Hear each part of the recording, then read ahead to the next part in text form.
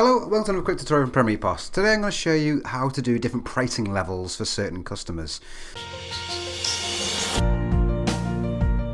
So, what do we mean by that? So if I log myself in, and let's go over to my stock manager, and then let me just search for some products. Let's just go for that supplier like so.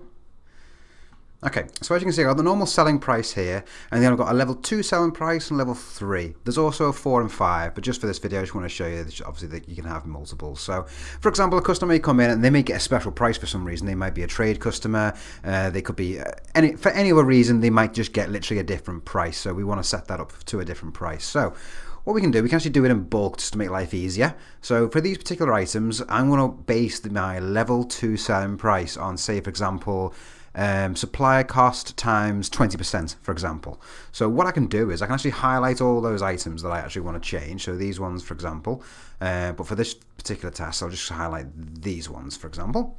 And then what I'll do, I'll go over to special tasks, and then I'll go to custom update. So I'll click on custom update. And then you've got to be really careful using this. So if you're ever unsure about how to use this, then please feel free to call support. But what I'll do now is I'll field to change, really important. You're going to make sure you select the correct one. So what I'm going to do, I want to change the level 2 price.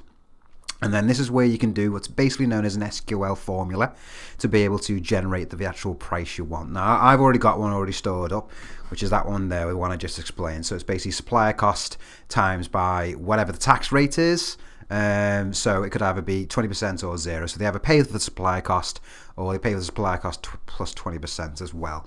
It depends on however you want to do it. You can make whichever formula you wish to, but I've just done this one on top of my head. So once I've just selected this, I can now go commit. And then what I'll do, I'll go through all those different prices, as you can see change in there.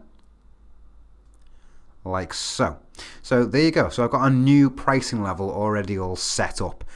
So now what I need to do is I need to assign some customers to that particular level so they always get the correct price. So what I can do then, the best way of doing that is to physically put them into a group.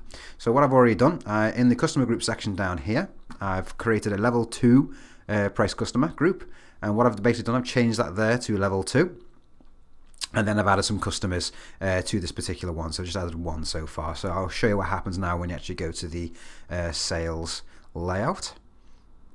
Okay, what I'll do now is I shall select a product. I know that does have a level 2 selling price on there. So let's go to find item. Let's go by supplier name. Let's go for that one. Sure, I probably did one for one of them. So select there like so. So what I'll do now is once I add the customer in, there you go.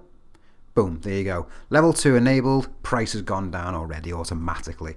There's also a little section there that tells you what group they're in as well, so you can see. So as you can see, instantly, it's changed it to level 2, and it's given them the correct price as well. You can also play around with the actual special offers as well, so it only applies to certain levels as well, so you can go quite deep into it. There'll be more videos to follow, but I thought that would be a nice little quick brief tutorial of how to actually set up different pricing levels and the best way to do it.